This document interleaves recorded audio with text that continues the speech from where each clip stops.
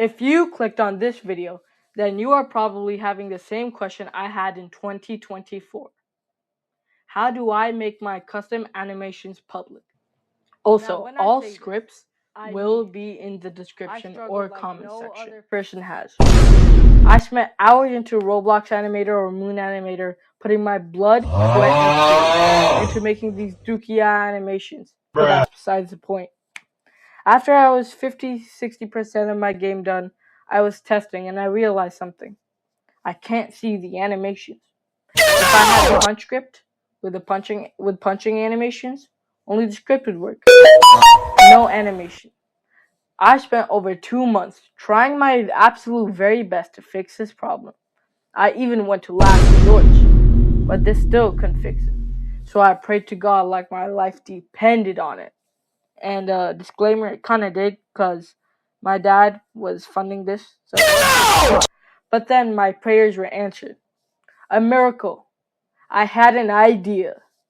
I'm a script, sort of.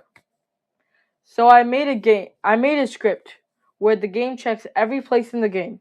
Workspace, server storage, starter pack, replicated storage, you name it. And it makes all the animations public inside it. And it fixed! That's as simple as I can put it right now. But don't worry, I'll go into further detail. Okay, so this part isn't scripted. So just mind my stutters, okay? So what this script does, this is the server script part, the server side. So it checks every place, like I said. Server storage, replicated storage, starter pack, workspace, star player, star characters list, star player script, you name it. And what it does, it goes inside all the animations, and then it sets all the animation ID, like the animation IDs, sets it to 0. But before that, it saves the animation, sets it to 0, then adds it back.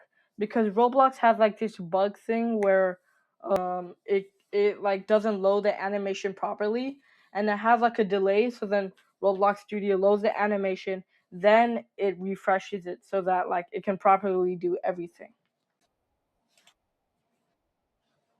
Okay, so this part of the script is a little bit more complicated, but it kind of does less things. So what this entire script does is it only checks the animations and like works with replicated storage. And you might ask why? Why not all of them? But that is because replicated storage is kind of like the barrier between the client side and the replicated storage side. So if, let's say for instance, it checks the server storage side, it can't, the local script can't identify the player's animation from server storage. So you have to do it in replicated storage, kind of. That's what this script does. So these prints, you might be wondering why there's a lot of them. These are just checks to see if the animation's there or not, and it also kind of does the same thing with server script, but just for the replicated storage. But the replicated storage is very important, and it's kind of like a double check thing. But this part also kind of important because it checks if the player is there. Because if the script works and the player isn't like fully loaded in, then the game might crash or something. Yeah. Now, a quick disclaimer, I'm pretty sure there is an easy fix by making your animations public, like from when you're about to publish it, or like setting the animation priority to action or action 4 or something like that. But if it still doesn't work, I highly suggest using this script because that could also be the problem.